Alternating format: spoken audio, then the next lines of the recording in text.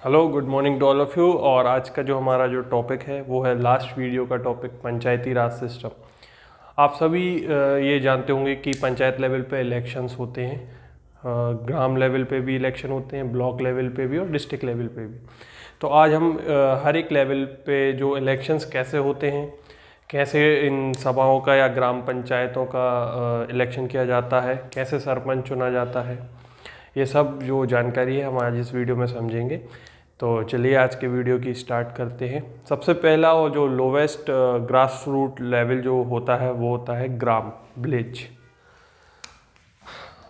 तो समझिए पहला जो लेवल है वो है विलेज। अब पंचायती राज सिस्टम में जो इलेक्शन वाली जो बॉडी होती है वो किस आर्टिकल के तहत होती है, ये प्रीलिम्स में पूछा जा चुका है और काफ़ी इम्पोर्टेंट भी है। तो वो है आर्टिकल 243 के। और वहीं म्यूनसिपैलिटीज़ की बात करें तो उसके लिए आर्टिकल है 243 ZA। ये मैंने स्टार्टिंग में ही बता दिया जिसमें आपको क्लियर है। तो हमें समझना है कि विलेज लेवल पे कैसे ये प्रोसेस चलती है पंचायती राज सिस्टम की। तो विलेज जो होता है वहाँ कम से कम मिनिमम 1000 के लगभग पॉपुलेशन होना चाहिए। ज़्यादा हो सकती है लेकिन 1000 तो होनी ही चाहिए, जो सबसे पहला क्राइटेरिया है। जो दूसरा क्राइटेरिया है कि मिनिमम 10 वार्ड और मैक्सिमम 20 वार्ड होने चाहिए जो इलेक्शन में पार्टिसिपेट करेंगे। मीन्स आपने समझ लिया कि ये विलेज है और इसके अंदर है कई सारे वार्ड्स, मैक्सिमम 20 और मिनिमम 10, ये वार्ड्स हैं। और इन्हीं वार्ड से चुने जाते हैं पंच।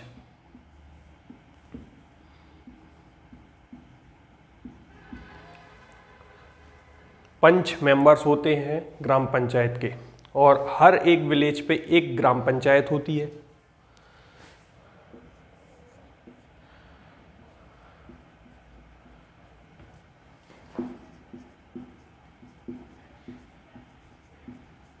हर एक विलेज पे एक ग्राम पंचायत होती है। और ग्राम पंचायत में जो मेंबर्स होते हैं वो होते हैं पंच, और जो हेड होता है वो होता है सरपंच। और विलेज या ग्राम का भी मुखिया कौन होता है? सरपंच। और पंच कैसे चुने जाते हैं? पंच और सरपंच जो होते हैं, सरपंच और ये पंच, इन दोनों का इलेक्शन डायरेक्ट होता है। डायरेक्ट कैसे होता है? जैसे कि मैं अपना एग्जांपल देता हूँ। जैसे मैं बेगमगंज तहसील में रहता हूँ और इस तहसील में कई सारी कॉलोनीज़ हैं। कई कॉलोनीज़ में वार्ड्स होते हैं। ऐसे ही विलेज की बात करें तो विलेज में भी किसी ग्राम में भी कई सारे वार्ड होते हैं। और वार्ड में चुनाव कैसे होता है? कोई एक कैंडिडेट जिसको आप किसी पार्टी का या किसी भी पार्टी का हो, तो आप उस कैंडिडेट को डायरेक्टली इलेक्ट कर सकते हैं बाई वोटिंग। और उसी के जो पार्टी का जो कैंडिडेट है उसके नाम पर आप पर्ची डाल के वोट कर सकते हैं। तो हम ऐसे वार्ड में इलेक्शन करते हैं और ये डायरेक्ट इलेक्शन होता है जिसमें आप कैंडिडेट को डायरेक्टली सिलेक्ट करते हैं। तो सरपंच और पंच का जो इलेक्शन होता है वो होता है डायरेक्ट, प्रत्यक्ष।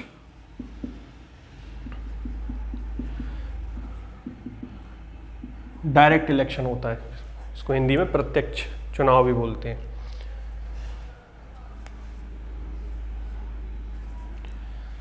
फिर एक होता है उप सरपंच। उप सरपंच का चुनाव कैसे होता है? जो पंच होते हैं वो पंच अपने में से ही एक मेंबर को इनडायरेक्ट इलेक्शन के थ्रू उप सरपंच चुनते हैं।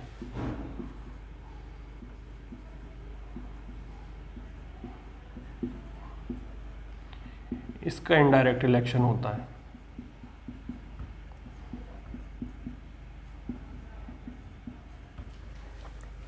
फिर हमें समझना ग्राम सभा।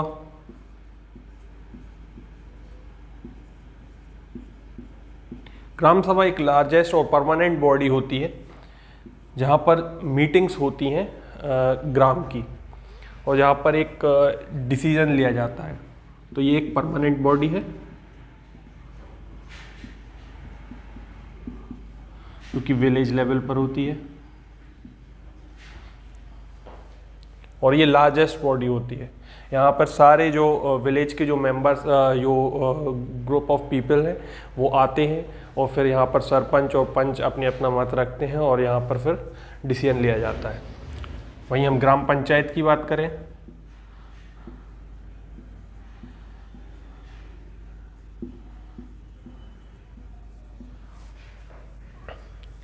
जो भी पावर एंड फंक्शंस हैं ये कहाँ से ड्राइव हो रहे हैं, ये जो आर्टिकल 243 जी है, जो पावर एंड फंक्शंस हैं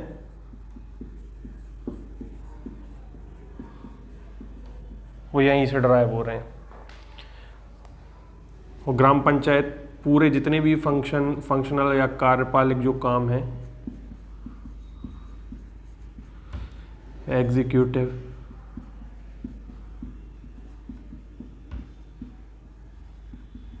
या लेजिस्लेटिव, जितने भी डिसीजन वाले काम हैं वो ग्राम पंचायत करेगा। ग्राम पंचायत का हेड हो गया सरपंच। सरपंच गांव का मुखिया होता है और उसी के साथ होते हैं पंच। पंच इलेक्ट करते हैं उप सरपंच को। तो ऐसा ये पूरा क्राइटेरिया होता है विलेज लेवल पे। और मध्य प्रदेश में यदि पूछ ली जाए कि कितनी विलेज है तो 23,922 ग्राम पंचायत है, सॉरी।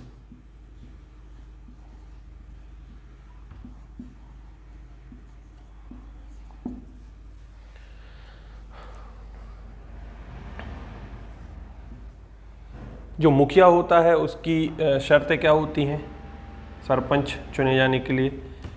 21 साल मिनिमम एज है इलेक्शन लड़ने के लिए। कार्यकाल होगा 5 साल। मींस जो पंचायत के जो इलेक्शंस होते हैं वो हर 5 साल में होते हैं और जैसे ही टेन्योर कंप्लीट होता है तो ये रिक्वायरमेंट होती है कि 6 महीने के अंदर दोबारा चुनाव किए जाएं। तो ये रहा हमारा विलेज लेवल पे जो भी सिस्टम फॉलो किया जाता है। इसको आप चाहे तो स्क्रीनशॉट ले सकते हैं। और एक इम्पॉर्टेंट आर्टिकल है 243I, ये फाइनेंस कमीशन से रिलेटेड है पंचायत की।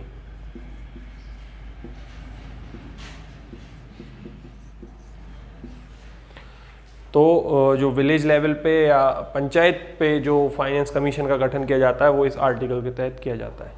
तो आप चाहें तो इस चीज़ का स्क्रीनशॉट ले सकते हैं। और फिर लास्ट में जो तीनों लेवल हैं उनको हम टेबल में समझेंगे। अब इसी में जो नेक्स्ट लेवल है वो है हमारा जनपद पंचायत। तो हम इसको अच्छे से समझेंगे। सबसे पहले होता है डिस्ट्रिक्ट। डिस्ट्रिक्ट कई सारे ब्लॉक्स में डिवाइड होता है। तो मान लीजिए ये है कई सारे। एमपी में कितने ब्लॉक्स हैं? जनपद पंचायत है 313। एमपी में जनपद पंचायत है 313। तो एक डिस्ट्रिक्ट कई सारे ब्लॉक्स में डिवाइड होती है और प्रत्येक ब्लॉक में एक जनपद पंचायत होती है। तो मान लीजिए ये ब्लॉक है और हर ब्लॉक में एक होगी जनपद पंचायत।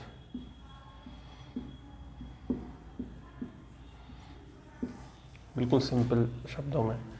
फिर जनपद पंचायत का हेड होता है, मतलब 2 लोग होते हैं, एक होता है अध्यक्ष और एक होता है उपाध्यक्ष। जैसे प्रेसिडेंट लिख देता हूँ अध्यक्ष को, और एक होता है वाइस प्रेसिडेंट।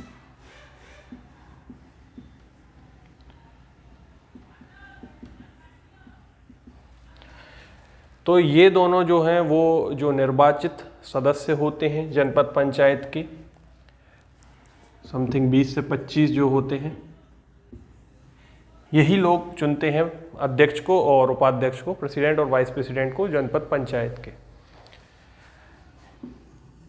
ब्लॉक में जनपद पंचायत को कैसे पहचानते हैं? जब मिनिमम 10 वार्ड हो और मैक्सिमम 25 वार्ड हो।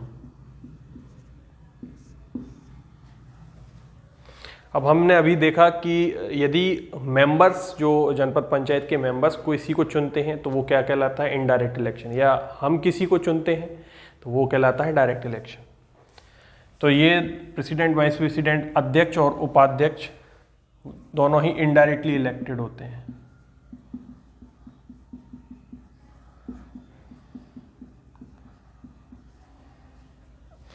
अब जनपद पंचायत की बात करें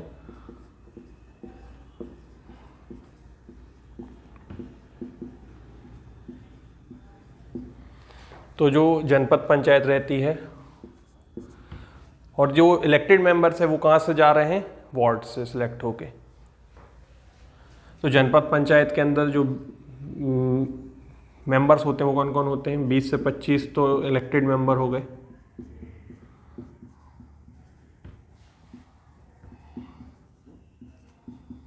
जिनको हम निर्वाचित सदस्य भी बोलते हैं।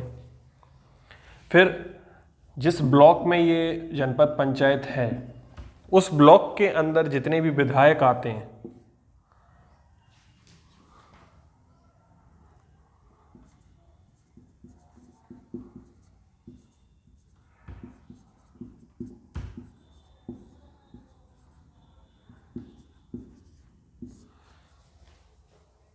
जिस जनपद पंचायत में जो ब्लॉक में है एक जनपद पंचायत, उस ब्लॉक के अंदर जितने भी विधायक आएंगे वो इस जनपद पंचायत के मेंबर होंगे। प्लस और कौन इसके मेंबर होते हैं, अब इस जनपद पंचायत के अंदर जितनी भी ग्राम पंचायत आएंगी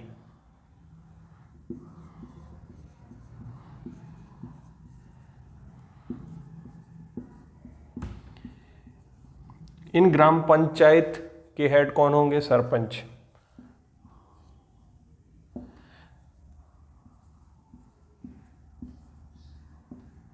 उनका 1/5 लोग जनपद पंचायत में आते हैं। और जो सरपंच का सिलेक्शन है वो कैसे किया जाता है, वो लॉटरी के फॉर्म में किया जाता है और हर 1 साल के लिए सरपंच लिए जाते हैं लॉटरी के फॉर्म में, मतलब पर्ची सिस्टम के फॉर्म में। पर्ची सिस्टम से हम सरपंच को सिलेक्ट करते हैं और ये साइक्लिक रहता है, मीन्स 1 साल में बदलता रहता है। तो ये था हमारा जनपद पंचायत। इसको आप स्क्रीनशॉट लेना चाहें तो ले सकते हैं। नेक्स्ट हमारा जो लेवल है वो है डिस्ट्रिक्ट पंचायत या जिला पंचायत जिसे हम बोलते हैं। तो जितने जिले होते हैं किसी भी प्रदेश में उतनी ही जिला पंचायत होती हैं। तो मध्य प्रदेश में अभी कितने जिले हैं, 55। और कौन से 3 नए जिले ऐड हुए हैं आपको यदि याद है तो वीडियो को पॉज करके कमेंट में लिख सकते हैं। तो मैं आपको बता देता हूँ। सबसे पहले आया मऊगंज, रीवा से अलग होके। फिर आया मैहर, सतना से अलग होके। और फिर आया पांडुरना, छिंदवाड़ा से अलग होके। हो सकता है इनकी डेट भी पूछ लें, ये इसकी तो नहीं पता। इसकी ये अस्तित्व में कब आया, 15 अगस्त 2023 और ये सितंबर 2023 में आया था। इसकी डेट एक बार आप चेक कर लेना। तो हमें पढ़ना है डिस्ट्रिक्ट पंचायत जो टॉप मोस्ट लेवल है 3 टियर पंचायती राज सिस्टम का। तो इसका जो मेन क्राइटेरिया है वहाँ होना चाहिए 10 से लेके 35 वार्ड्स। तो मिनिमम इतने होने चाहिए, मैक्सिमम इतने होने चाहिए।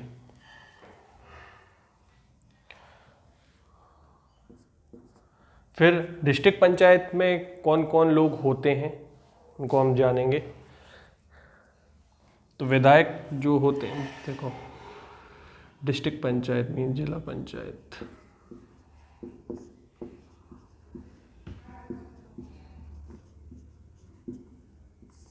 तो सबसे पहले 10 से 25 तो इसमें इलेक्टेड मेंबर्स होते हैं।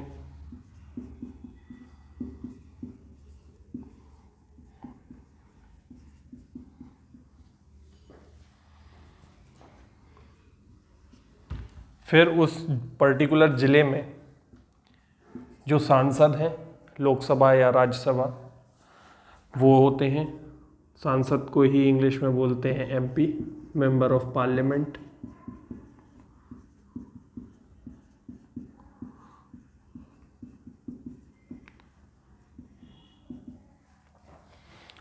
उस जिले में जो मेंबर ऑफ पार्लियामेंट है, लोकसभा और राज्यसभा में जो भी सांसद हैं वो होते हैं जिला पंचायत में।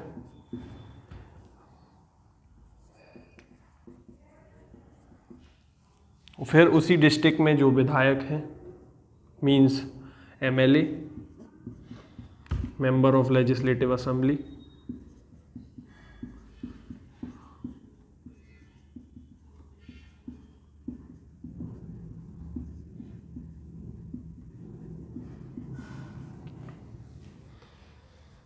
तो जिला पंचायत में कौन कौन मेंबर होता है? 20 से 25 इलेक्टेड मेंबर होते हैं, मेंबर ऑफ पार्लियामेंट होते हैं, लोकसभा राज्यसभा के, विधायक होते हैं।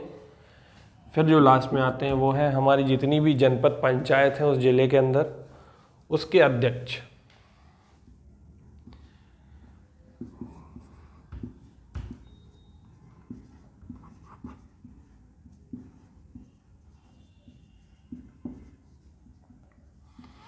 कि जितने भी हेड है वो ये लोग मिलकर बनाते हैं जिला पंचायत।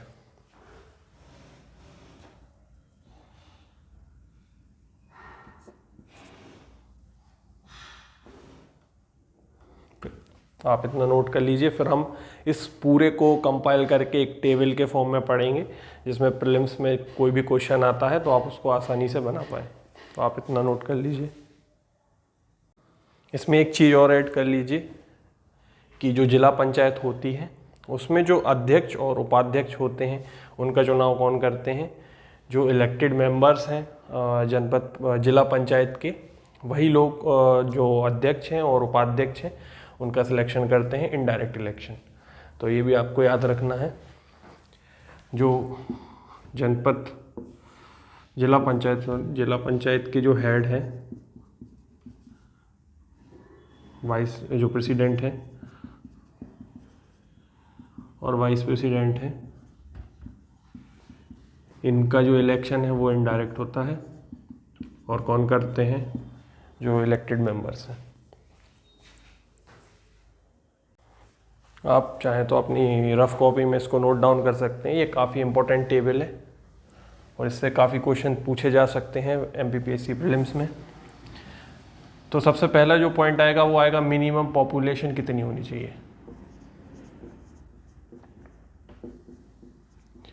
ग्राम पंचायत में मिनिमम पॉपुलेशन होनी चाहिए 1000, मीन्स इससे ज़्यादा ही होनी चाहिए, इससे कम नहीं होनी चाहिए। फिर जनपद पंचायत में हमें कितनी मिनिमम पॉपुलेशन होनी चाहिए? 5000। 5000 से कम नहीं होनी चाहिए, इससे ज़्यादा ही होनी चाहिए। फिर जो लास्ट लेवल है वो है डिस्ट्रिक्ट पंचायत, और डिस्ट्रिक्ट पंचायत में जो मिनिमम पॉपुलेशन है वो 50,000 होनी ही चाहिए। फिर जो नेक्स्ट है वार्ड नंबर।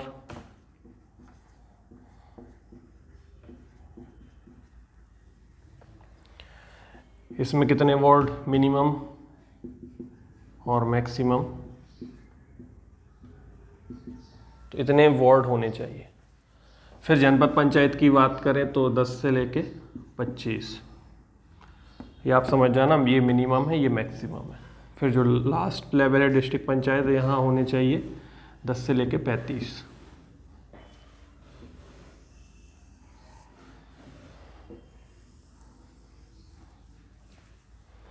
फिर थर्ड आता है हेड। ग्राम पंचायत का हेड कौन होता है? सरपंच। और सरपंच का जो इलेक्शन है वो कैसा होता है? डायरेक्ट।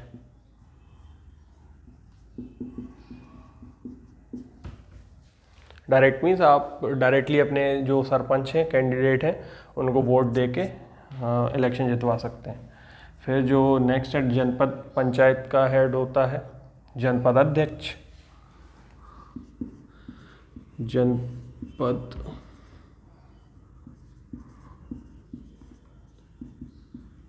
या प्रेसिडेंट। और इसका इलेक्शन जो होता है वो होता है इनडायरेक्ट। और डिस्ट्रिक्ट पंचायत का या जिला पंचायत का हेड कौन होता है? जिला अध्यक्ष।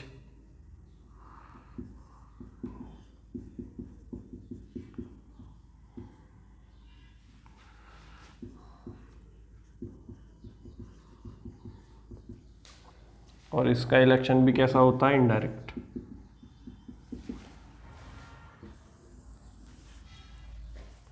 ये हो गए 3 क्राइटेरिया। फिर आता है चौथा,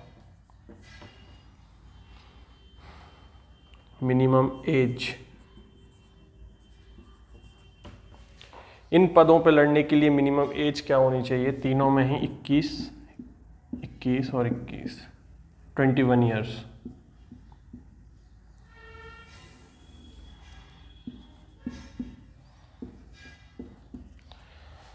फिर इनका जो टेन्योर है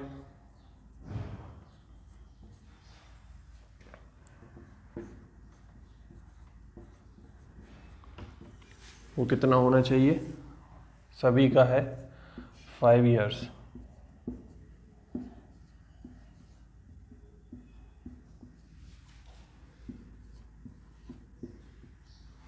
तो आप ये नोट डाउन कर सकते हैं, ये काफ़ी इम्पोर्टेंट फैक्ट है और इनसे सीधे क्वेश्चन आ सकते हैं। तो ये था हमारा 3 टियर और पंचायती राज व्यवस्था, और ये पंचायती राज सिस्टम आज कंप्लीट हो चुका है मध्य प्रदेश का।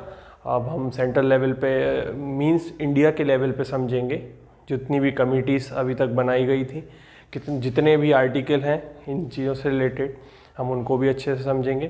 फिर जो नेक्स्ट जो पार्ट रहेगा वो रहेगा म्यूनसिपैलिटी।